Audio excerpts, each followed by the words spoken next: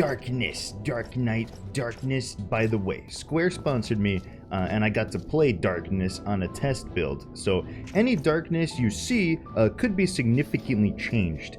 I'm a Dark Knight main now, by the way. So you could see here, you know, I got my cool Batman glamour. And really, I think you guys are really gonna like the Dark Knight changes.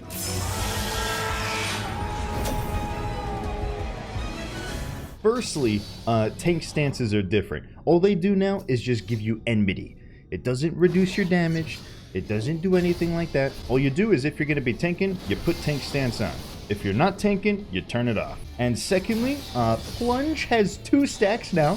So you can do it twice. Very important. Dark Knight's main combo now is their Soul Eater combo. They no longer have Power Slash. There's no enmity combo. It's just DPS. They also have 2 new moves. There's Flood of Darkness and Edge of Darkness. Later, when you're leveling, these are upgraded and they turn into Flood of Shadow and Edge of Shadow. Edge of Shadow is used for single target. It's 500 potency. Flood of Shadow is used for AoE, and that's 300 potency. Both of them cost 3000 MP, and they grant you 30 seconds of Dark Side. And you can use them twice, and it'll stack up to 60 seconds, so you could hold up to a minute of Dark Side. So you're going to be balancing using these and juggling as many as you can as your MP would allow in order to keep Dark Side up as well. You know, everybody thought the Dark Arts was gone, but actually it's not. It's hidden. It's within the Blackest Night. So whenever your Blackest Night barrier completely breaks, it grants you Dark Arts. And you can use that Dark Arts on either Flood of Shadow or Edge of Shadow for free without the MP cost. And then of course, we got the move that summons our inner darkness. It's called Living Shadow. It costs 50 blood gauge and it stays out for 24 seconds.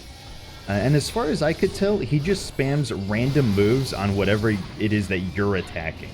As soon as you stop attacking, it stops attacking.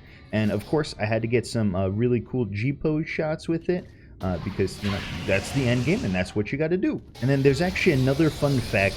We had a little audience here. We wanted to find out if when you dance, if your shadow will dance. Unfortunately, it does not join you in the dance. Square Enix, please fix this. Yeah, and then he kind of just leaves. Dark Knight also got a new AoE combo. It combos off of Unleash. So first you hit Unleash, and then the second one is called Stalwart Soul, which is this one right here. It's 160 potency, and it always restores MP when you use it.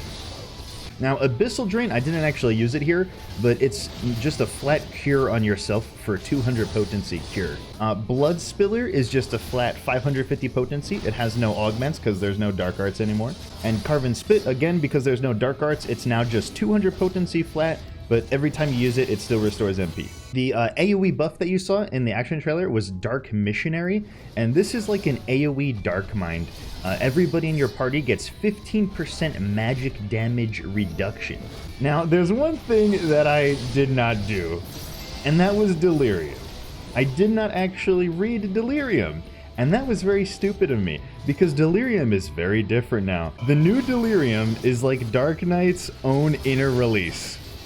Yeah, they get to actually spam Blood Spiller with it 5 times in a row, or Quietus if you need to do AoE. So I'm just gonna edit this footage right here and make it look like I spammed it 5 times in a row. See, look at me go. Look at that Dark Knight inner release Delirium. Oh boy.